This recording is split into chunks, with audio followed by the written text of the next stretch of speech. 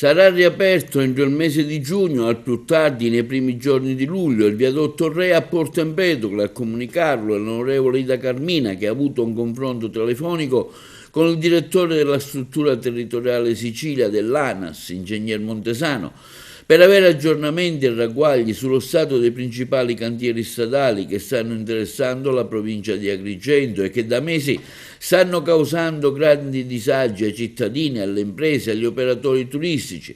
In merito, continua Carmina, ho ricevuto numerose sollecitazioni da tanti cittadini preoccupati e rimasti intrappolati, in particolare nel traffico del ponte del 2 giugno per i lavori sul viadotto Re. Nel corso della conversazione, prosegue Carmina, mi è stato confermato che il viadotto Re, la cui chiusura ha pesantemente compromesso la viabilità lungo l'asse occidentale della Sicilia, sarà aperto entro il mese di giugno, a più tardi nei primi mesi di luglio. Si tratta di una notizia importante che arriva dopo mesi di preoccupazioni, rinvii e segnalazioni da parte del territorio. Proprio per affrontare l'emergenza avevo depositato nello scorso ottobre un'interrogazione specifica parlamentare con la quale denunciavo le gravi criticità della rete stradale agrigentina, chiedendo interventi urgenti per il completamento dei cantieri e il ripristino della piena funzionalità delle principali arterie viarie della provincia.